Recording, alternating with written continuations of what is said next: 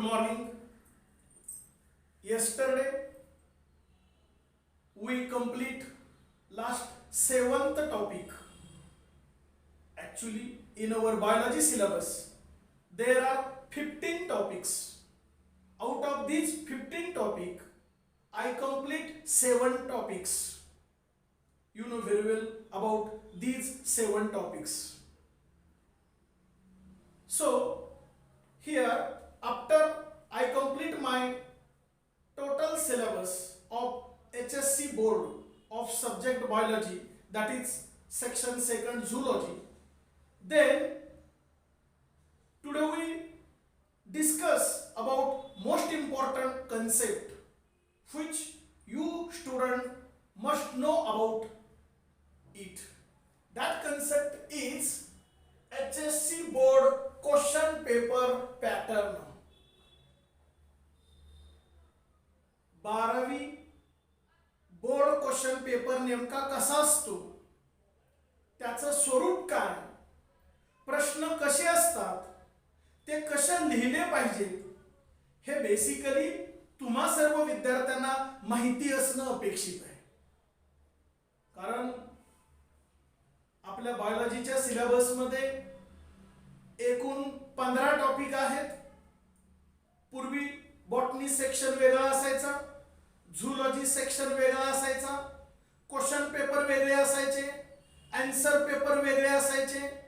Even though day and date time, दिवस तारीख आणि वेळ सुद्धा स्वतंत्र असायची. अलीकडे गेली 2 वर्ष हे बॉटनी आणि झूलॉजी असं सेपरेशन केलेलं नाही, दोन्ही एकत्रित केलेलं आहे. त्यामुळे असं काय कॉन्फिडेंटली सेपरेट केलेलं नाही की अमुक हा टॉपिक बॉटनीचाच, अमुक हा टॉपिक झूचाच. पण तरी ॲन ॲव्हरेज आपण आपल्या पद्धतीनं थोडंफार आयसोलेशन करतो आणि या 15 टॉपिक मधले 7 टॉपिक झूलॉजी मध्ये येतात असं गृहीत धरून 7 स्वतः मी शिकवले आणि राहिलेले जे काय छोटे इतर 8 टॉपिक होते ते दुसरे माझ्या सहकारी प्राध्यापकांनी घेतलेलं आहे.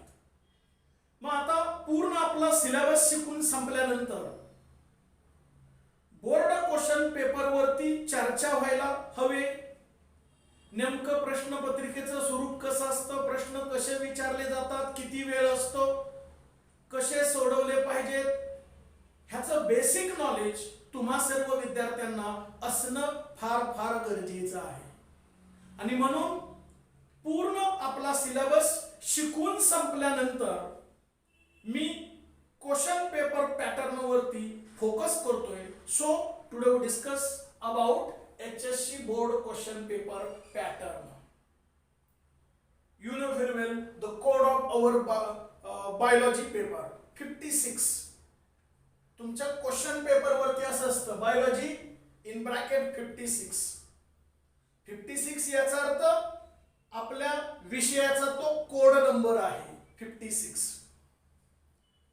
70 मार्क्स, 70 मार्काचा क्वेश्चन पेपर असेल, कारण प्रॅक्टिकल 30 मार्काचं आहे. त्यामुळे बोर्ड क्वेश्चन पेपर किती मार्काचा असेल, 70 marks. And duration time 3 hours, 3 तासाचा वेळ असेल.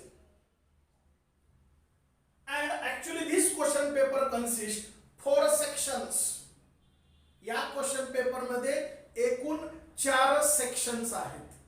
साहजिकच section A, section B, section C, section D असे 4 सेक्शन्स या प्रश्नपत्रिकेमध्ये तुम्हाला असलेले दिसून येतील. पुन्हा एकदा सांगतो, बॉटनीचा सेक्शन वेगळा, झूचा सेक्शन वेगळा असं पूर्णपणे बंद केलेलं आहे. आता बॉटनीचे क्वेश्चन्स आणि झूलॉजीचे क्वेश्चन्स फाउंड इंटरमिक्स, ते एकत्रित कुठेही कसेही दिसतील, हे बेसिकली तुम्हाला माहिती असणं गरजेचं आहे. आता याच सेक्शन मध्ये section A, B, C, D या 4 सेक्शन्स मध्येच आपला क्वेश्चन पेपर असलेला आपल्याला दिसून येईल. आता या ठिकाणी आपण टाइम आणि मार्क्स याचं डिस्ट्रीब्युशन समजून घेऊया. Here 70 marks for 180 minutes. 3 hours आहेत, 3 तास आहेत.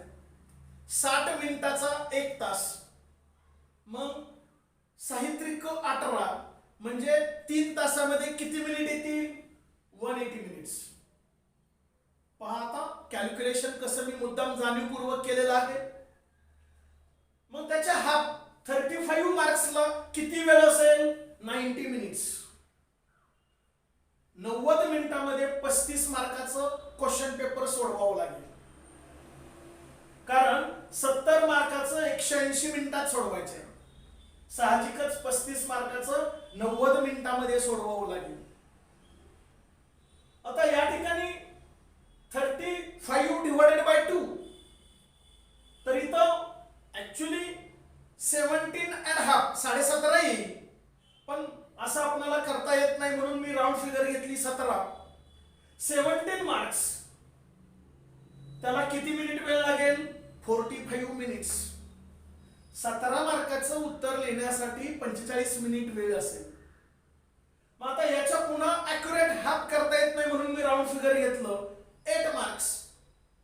8 मार्क्सचं आन्सर लिहिण्यासाठी किती वेळ असेल? 22 मिनिट, 22 मिनिटं असतील.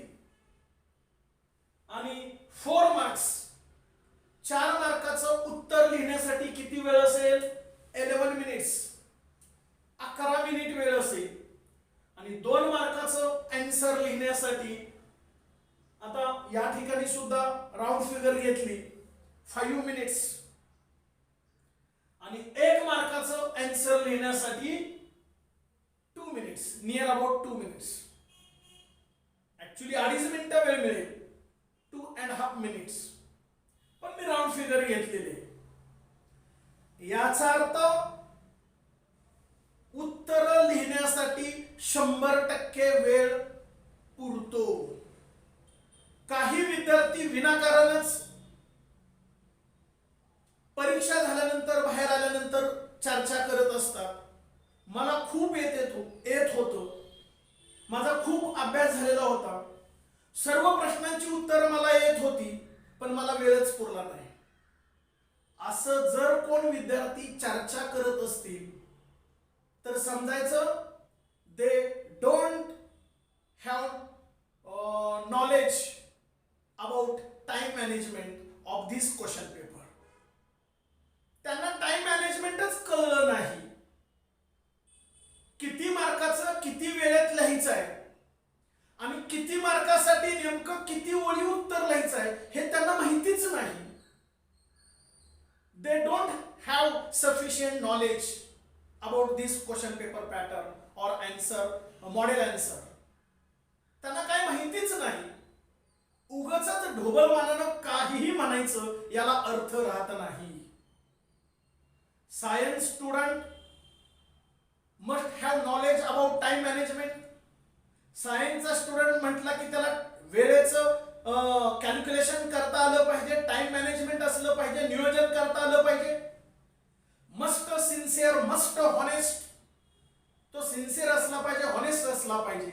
ही बेसिक कॅरेक्टर्स ह्या सायन्सच्या विद्यार्थ्याला लागू पडतातच. जो खरोखर आयडियल विद्यार्थी आहे, हुशार विद्यार्थी आहे, तो या पद्धतीनं वेळेचं कॅल्क्युलेशन करतोच. त्यामुळे तुम्हा विद्यार्थ्यांनी पुन्हा भविष्यात असं कधीच म्हणायचं नाही की मला खूप येत होतं पण वेळ पुरला नाही.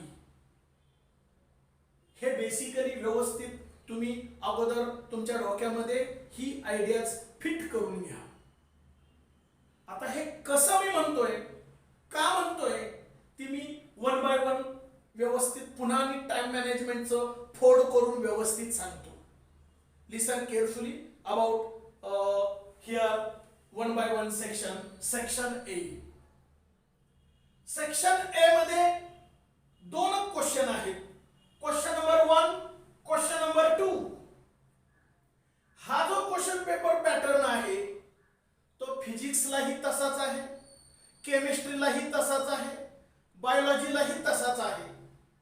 त्यामुळे एक क्वेश्चन पेपर पॅटर्न समजला की तुम्हाला इतर विषयाचे सुद्धा क्वेश्चन पेपर पॅटर्न समजल्यासारखा आहे. हे पण तुम्हा सर्व विद्यार्थ्यांना बेसिक माहिती असणं अपेक्षित आहे. क्वेश्चन नंबर 1 कंटेन्स 10 MCQs, ज्याला आपण रिकाम्या जागा भरा, फिल इन द ब्लँक्स असे जे प्रश्न असतात ते सलग 1 ते 10 असतात. क्वेश्चन नंबर 1 मध्ये क्वेश्चन नंबर 1 कंटेन्स 10 MCQs, 10 प्रश्न असतात रिकाम्या जागा भरा. मल्टिपल चॉईस क्वेश्चन्स असं म्हटलं जातं. And each 1 MCQ carry 1 mark. एक MCQs बरोबर आलं की तुम्हाला 1 मार्क मिळेल. साहजिकच 10 MCQs आहेत म्हणजे किती मार्काचा प्रश्न असेल? 10 मार्क्स. या प्रश्नाबाबत मी आता जे काय सांगतोय ते नीट काळजीपूर्वक ऐका, समजून घ्या. शक्यतो तुमच्या उत्तर पत्रिकेमध्ये तुम्हाला जे कॉन्फिडेंटली प्रश्न चांगलं व्यवस्थित लिहिता येतो तो पहिल्यांदा लिहिला पाहिजे. यातला कोणताही कसाही पहिल्यांदा लिहिला तरी चालू शकेल. म्हणजे पहिला तुम्ही सेक्शन डी सोडवला चालू शकेल, त्याची सर्व उत्तर झाल्यानंतर मध्येच सेक्शन बी लिहिला चालू शकेल, त्याची पूर्ण उत्तर लिहिल्यानंतर सेक्शन सी लिहिला चालू शकेल. हा तुमचं स्वातंत्र्य आहे. पण इम्प्रेसिव्ह ज्याला म्हणतो, आयडियल सायन्स स्टुडंट म्हटलं की एक ढोबळमानानं असा संकेत आहे की सगळं ओळीनं असावं, सिरियली असावं. एक्झामिनरला तपासत असताना कोणताही त्रास होता कामा नये. त्याला इझिली ओळीनं सर्व असलं की तो तपासताना आनंदी असतो. त्याचं अक्षर, प्रेझेंटेशन, सिरियली असं काही दिसलं की एक्झामिनर अत्यंत खुश असतो. आणि थोडासा मग ज्याला आपण सैल हात खुश असला की मार्क अर्धा एक जादा पडू शकेल, कमी कधी पडत नाही. त्यामुळं एक्झामिनर जो असतो, पेपर असेस करत असतो, त्याला कमीत कमी त्रास होईल. तो आपले उत्तर पत्रिकेचं प्रेझेंटेशन बघितल्यानंतर तो स्वतःहून स्वयंस्फूर्त खुश झाला पाहिजे. याची काळजी विद्यार्थ्यांनी लिहिताना घेतलं पाहिजे. म्हणजे जेवढं शक्य आहे तेवढं अक्षर चांगलं असावं, कुठेही खाडाखोड नकोय, शक्यतो स्पेलिंग मिस्टेक नकोय, सिस्टमॅटिक प्रेझेंटेशन पाहिजे, सिरियली पाहिजे. आणि म्हणून मी तुम्हाला असं आव्हान करेन, एक शिक्षक म्हणून, एक एक्झामिनर म्हणून, एक मॉडरेटर म्हणून मी असं आव्हान करीन, शक्यतो ओळीनं सिरियली सेक्शन सोडवत चला. मग आता आपण पहिल्या प्रश्नाकडे चर्चा करत होतो. जे MCQs आहेत रिकाम्या जागा भरा, त्याचे तुम्ही आकडे टाकले. समजा काय जे आकडे असतील ती 1, 2, 3 असे जे काय आकडे असतील ते तुम्ही 10ची 10 ओळीनं एका पानावरती व्यवस्थित लिहा. आणि प्रत्येक MCQचं जे काय आन्सर असेल, समजा 1 ला आन्सर बी आहे तर इथं बी, आन्सर बी. केवळ बी लिहून चालणार नाही. तुम्हाला 4 ऑप्शन्स असतात, ए बी सी डी. त्यातलं बी चॉईस बरोबर आहे, पण फक्त बी लिहू नका. त्याला जो असतो शब्द प्रॉपर जे उत्तर असतं, उदाहरणार्थ असा प्रश्न आहे, upper most covering of heart is called dot dot dot dot. आणि आन्सर तुमचं समजा पेरिकार्डियम आहे आणि ते बी ला असेल तर तुम्ही इथं स्पष्ट लिहा बी पेरिकार्डियम. तो शब्द प्रॉपर लिहिणं गरजेचं आहे. आणि तो ला होता तो पण लिहिणं गरजेचं आहे. केवळ तुम्ही 1 ला बी, 2 ला सी, 3 ला ए असं लिहू नका. आणि पूर्ण अख्खं फिल इन द ब्लँक सुद्धा पूर्ण तो क्वेश्चन सुद्धा लिहायची गरज नाही. उदाहरणार्थ आता म्हणलं प्रमाणे upper most covering of heart is called as, हे अख्खी वळ लिहायची गरज नाही. फक्त असं नुसतं लिहिलं 1 बी पेरिकार्डियम. Is it clear? याच पद्धतीनं तुम्ही शक्यतो आन्सर पेपर मध्ये प्रेझेंटेशन करणं अपेक्षित आहे. समजा दुसऱ्याचं उत्तर आहे सी, तर इथं सी करा. त्याचं काय समजा उत्तर असेल suppose which of the following is male sex hormone, असा प्रश्न आहे आणि तो सी ला असेल टेस्टेस्टेरॉन, तर इथं सी ला टेस्टेस्टेरॉन करा. टेस्टेस्टेरॉन पूर्ण व्यवस्थित शब्द लिहायचा, टेस्टेस्टेरॉन सी. म्हणजे या पद्धतीनं 10 ची 10 MCQ ची उत्तरं तुम्ही लिहिणं उत्तर पत्रिकेमध्ये अपेक्षित आहे. आता सर्वात महत्वाचा मुद्दा, असं गृहीत धरा 10 ची 10 प्रश्नांची उत्तरं तुम्हाला येत आहेत पण कॉन्फिडन्स नाही, तर तुम्ही हे आकडे टाकून ठेवा आणि त्यामध्ये त्याची उत्तरं लिहू नका, त्याची जागा तशीच ठेवा. जेव्हा केव्हा तुम्हाला आठवेल, जेव्हा केव्हा तुम्हाला कॉन्फिडन्स वाटेल, तेव्हा याच पद्धतीनं उत्तर ओळीनं लिहा. आधीमध्ये सिरियल करू नका. म्हणजे 10 पैकी पहिलं 9 नंबरचं लिहिलंय, पुन्हा 8 नंबरचं, पुन्हा 4 नंबरचं, असं करू नका. ओळीनं शक्यतो लिहा, रिकाम्या जागा ठेवा आणि जेव्हा केव्हा आठवेल तेव्हा व्यवस्थित याच फॉर्मॅट मध्ये लिहा. आणि यापेक्षा महत्वाचं, पहिल्यांदा सर्व उत्तर लिहिलीत आणि तुम्हाला असं वाटलं चुकलंय म्हणून तुम्ही काट मारली आणि पुन्हा पुढच्या कुठल्या तरी पानावर पुन्हा बरोबर लिहिलंय, असं करू नका. याच मी असं का म्हटलं असं करू नका, तर एक्झामिनर जो पेपर तपासतो त्याला असं वाटतं या विद्यार्थ्यानं कॉपी केली. म्हणजे पहिल्यांदा त्यानं उत्तरं लिहिलेली होती पण त्याला दुसऱ्या स्टुडंट कुठनं बरोबर उत्तर मिळाली म्हणून त्यानं त्याची खोडली आणि मग दुसऱ्या पानावरती दुसऱ्याची बघून किंवा दुसऱ्यानं सांगितलेली ऐकून किंवा कॉपीतली बघून किंवा टीचर सुपरवायझरनं सांगितली असं काहीतरी कॉपी समजून मग दुसऱ्यांदा लिहिली, असा ग्रह होतो. आणि कॉपी समजून कदाचित एक्झामिनर त्याला मार्क्स देणार नाहीत. त्यामुळं माझी तुम्हा सर्व विद्यार्थ्यांना विनंती आहे, शक्यतो एक प्रश्न पहिला पूर्ण खोडलाय आणि पुन्हा दुसऱ्यांदा लिहिलाय अशी सवय लावून घेऊ नका. एकदाच व्यवस्थित लिहा. मग लिहित असताना खाडाखोड होऊ शकते, पण मी त्याच्यावरती काय म्हटलं की कॉन्फिडन्स नसेल तर थांबा, घाई करू नका लिहायची. जेव्हा केव्हा तुम्हाला कॉन्फिडन्स येईल तेव्हाच व्यवस्थित न खाडाखोड करता लिहा, असा मी तुम्हाला जाणीवपूर्वक आग्रह करतो आहे. That creates a good impression. त्याचं इम्प्रेशन छान पडतं, त्याला आउट ऑफ मार्क्स पडण्यास मदत होते. मला वाटतंय मला जे काय म्हणायचं आहे हे तुम्हाला क्वेश्चन नंबर 1 बाबत समजलं असेल.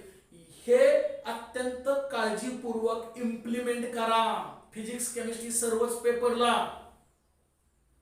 Question number 2. Question number 2 contains 8 very short answers. Very short answer याचा अर्थ फक्त एका वाक्यात उत्तर द्या. Write answer in one sentence only. त्याचं उत्तर फक्त एका ओळीत असतं, त्याची 2 ओळी लिहायची गरजच नाही. अजिबात गरज नाही. हा प्रश्न सेम लाईक एमसीक्यू सारखा असतो. फक्त एमसीक्यूज मध्ये नुसता एक शब्द लिहायचा आहे. इथं मात्र फक्त अख्खी एक ओळ लिहायची आहे. एका ओळीत उत्तर द्या. व्हेरी शॉर्ट आन्सर टाइप हा पॅटर्न आहे. 8 विचारले जातात. 1 क्वेश्चन कॅरी 1 मार्क. साहजिकच 8 विचारलेत म्हणजे किती मार्काचा प्रश्न असेल? 8 मार्काचा असेल. हे क्वेश्चन नंबर 1 आणि 2 पूर्ण झाले की सेक्शन ए कंप्लीट होईल. क्वेश्चन नंबर 1 चे ओळीनं आकडे टाकून 10 झाले की मध्ये एक ओळ सोडा किंवा ते पान अख्खं सोडा. नवीन पानावरती पहिल्या पानावरती क्वेश्चन नंबर 1 10 ऑब्जेक्टिव्ह, खाली जागा राहिली रिकामी सोडा. नवीन पानावरती नवीन क्वेश्चन घ्या. क्वेश्चन नंबर 2 किती सोडवायचे आहेत? 8. किती सोडवायचे आहेत? 8. ते एका ओळीतले ते एका पानावर मावतील. नवीन पानावरती आता लिहायचं म्हणजे सेक्शन ए 2 पानात तुमचा मावला. क्वेश्चन नंबर 1 पहिल्या पानावर, क्वेश्चन नंबर 2 दुसऱ्या पानावरती, तिसऱ्या पानावरती पुन्हा टायटल द्यायचं सेक्शन बी. इतकं ॲक्युरेट पाहिजे म्हणजे त्या एक्झामिनरला कोणताही कसलाही त्रास होता कामा नये. तुमची उत्तरं त्याला शोधावी लागली नाही पाहिजे याची तुम्ही काळजी घ्यायची. मग आता पेज नंबर 3 वरती काय येणार? सेक्शन बी. कारण पहिलं तुमची उत्तरपत्रिका असते, त्याच्यावर पूर्ण प्रिंटिंग असतं, त्याच्यावर तुम्ही लिहू शकत नाही. ते पान उलटलं की पेज नंबर 1 वरती क्वेश्चन नंबर 1 चे आन्सर, पेज नंबर 2 वरती क्वेश्चन नंबर 2 चे आन्सर, पेज नंबर 3 वरती टायटल द्यायचं सेक्शन बी. आणि आता क्वेश्चन नंबर 3 पासून सुरुवात करायची. Question number 3 to question number 14 there are 12 short answers. 12 प्रश्न असतात. How much? 12 questions are there. 12 प्रश्न तुम्हाला विचारलेले आहेत. Out of these 12 questions you attempt any 8. मग आता 12 पैकी 6 बॉटनीचे असतील, 6 झूलॉजीचे आहेत असं गृहीत धरा. तर निम्मे बॉटनीचे निम्मे झूचे 4 आणि 4 असं करण्याची गरज नाही. तुम्हाला जे कोणते पण चांगले सोडवता येतील, ज्याची उत्तर तुम्हाला खात्री आहे की हे बरोबर आहे, ती कोणतीही 8 सोडवायची आहेत. मग झूलॉजीचे 6 आणि बॉटनीचे 2 सोडवले तरी चालतील. लक्षात आलं? तुम्हाला जे येतील, तुम्हाला ज्याची खात्री वाटते की इथं मला 100% बरोबर आहे आणि चांगले मार्क पडतील, तेच क्वेश्चन कॅरी करा. टोटल किती क्वेश्चनची उत्तर लिहायचे आहेत? फक्त 8. कोणतेही 8. या पद्धतीचा प्रश्न आहे. आता 8 सोडवायचे, किती मार्क आहे? 16. याचा अर्थ 1 क्वेश्चन्स आन्सर कॅरी 2 मार्क्स. 2 मार्काला प्रश्न असेल. आता 2 मार्काला प्रश्न म्हणजे त्यांचं स्वरूप कसं असतं? Write a short note on. टिपा द्या. उदाहरणार्थ write a short note on Cro Magnon man असं काहीतरी विचारलं जाईल. किंवा डिस्टिंग्विश बिटवीन, दोन्हीतला फरक स्पष्ट करा. उदाहरणार्थ distinguish between X and Y chromosome किंवा distinguish between ape and man. बरोबर आहे? असे फरक विचारले जातील. गिव्ह सिग्निफिकन्स ऑफ, उदाहरणार्थ गिव्ह सिग्निफिकन्स ऑफ फर्टिलायझेशन. फर्टिलायझेशनचं महत्व सांगा, उपयोग सांगा.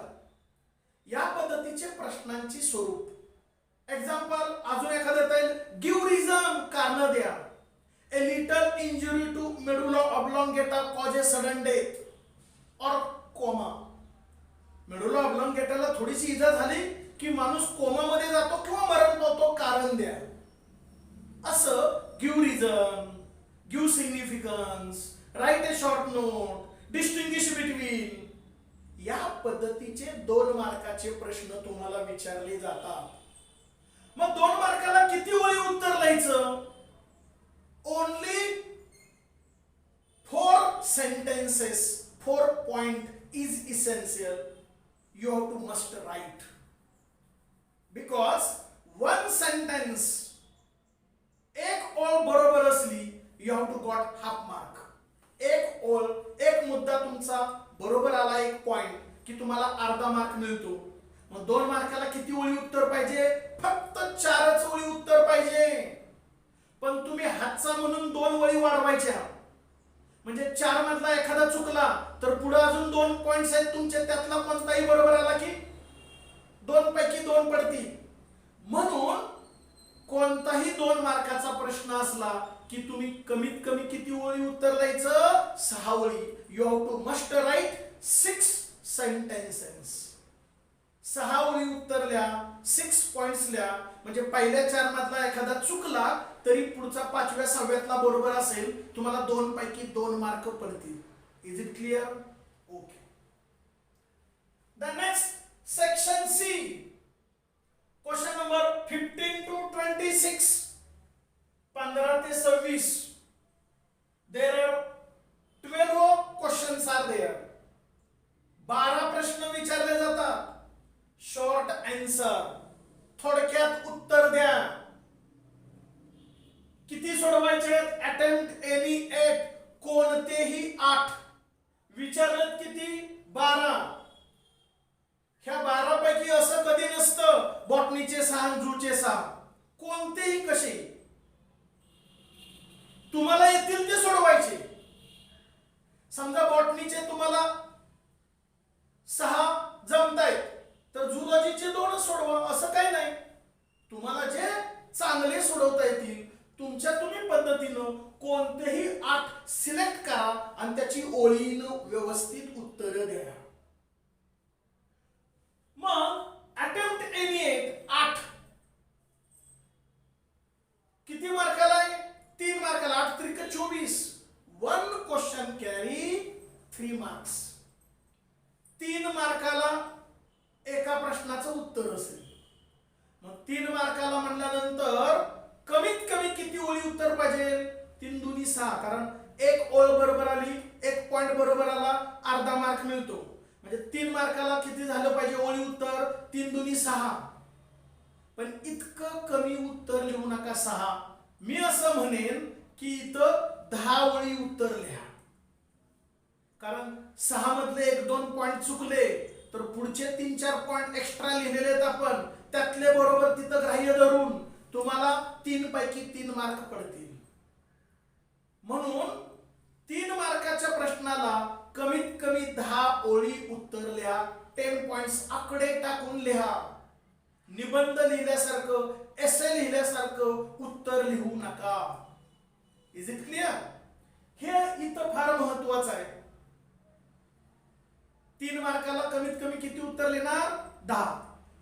कधी कधी आपल्या बॉटनी झू मध्ये असे प्रश्न असतात की डायग्राम विचारलेली नसते, पण आपल्या उत्तरामध्ये बऱ्यापैकी डायग्राम्स आहेत. तुम्हाला जर चांगली आकृती काढता येत असेल, चांगली नावं देता येतील तर शक्यतो तुम्ही काढा, जरी विचारलेली नसली तरी. It creates a good impression on examiner as well as moderator. जो पेपर तपासणारा एक्झामिनर असतो किंवा मॉडरेटर असतो त्याच्यावरती इम्प्रेशन बसतं की या विद्यार्थ्याला या प्रश्नाची चांगली जाण आहे, त्याचा चांगला अभ्यास आहे.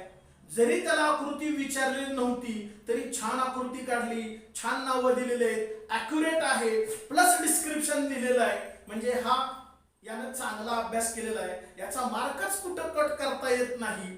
शक्यतो येत असेल तर काढा. पण डायग्राम विचारले नाही आणि येत नसेल याचा अर्थ तुम्हाला मार्क कट होईल असं नाही.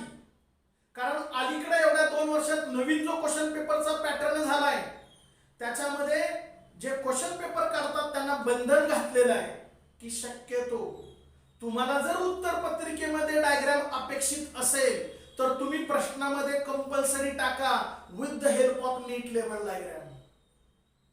म्हणजे प्रश्नामध्ये तुम्ही कंपल्सरी म्हणा की with the help of neat लेवल डायग्राम, म्हणजे पोरं त्याची आकृती कंपल्सरी काढतील. तुम्ही जर प्रश्नामध्ये विचारली नसेल तर तुम्ही मुलांच्याकडून डायग्रामची अपेक्षा कशी करता, अशी चर्चा होते.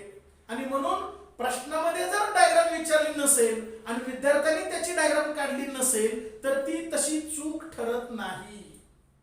पण माझं असं मत आहे, जर त्या उत्तराला डायग्राम अपेक्षित म्हणजे डायग्राम आहे, उदाहरणार्थ प्रश्न असा असेल,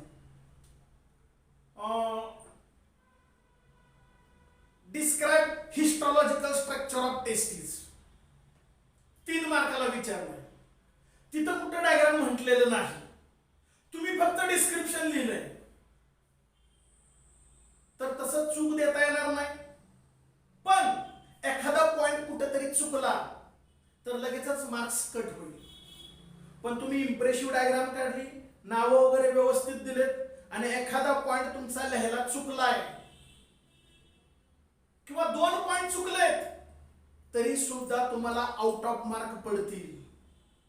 म्हणजे 3 मार्काच्या प्रश्नाला शक्यतो माझा असा आग्रह आहे की जरी डायग्राम विचारलेली नसली पण त्या उत्तरामध्ये आकृती असेलच तर तुम्ही शक्यतो काढा. कारण बॉटनी आणि झू म्हणजेच बायोलॉजी हा आकृतीच्या रिलेटेड डायग्राम वरती अवलंबून असणारा आपला विषय आहे. That makes a good impression on examiner as well as moderator. माझा वैयक्तिक तुम्हाला आग्रह तसा राहील.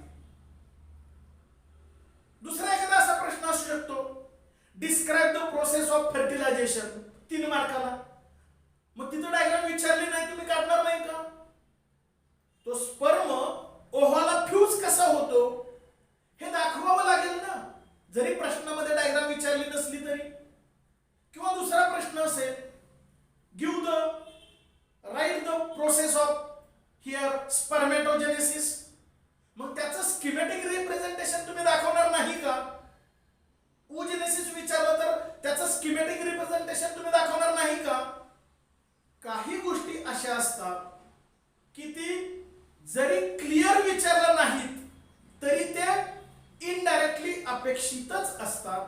म्हणून शक्यतो माझा असा आग्रह आहे की जिथं जिथं आवश्यकता आहे तिथं तिथं स्कीमॅटिक रिप्रेझेंटेशन, तिथं तिथं चार्ट, तिथं तिथं डायग्राम शक्यतो काढा.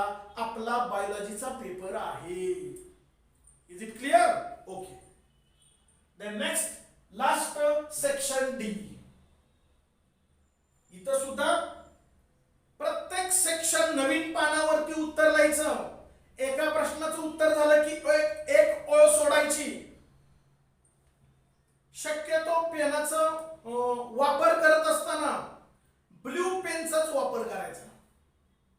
ब्लॅक वगैरे शाईचा वापर करू नका. ब्ल्यू पेनच आन्सर लिहायचं. आणि महत्वाच्या शब्दाखाली जर तुम्हाला अंडरलाईन करायचे असेल तर तुमच्याकडं पेन्सिल असते, शिश पेन्सिल, त्यानं अंडरलाईन करा. तुम्हाला रेषा मारायच्या असतील तर तुम्ही पेन्सिल म्हणजे शिश पेन्सिलनच मारा.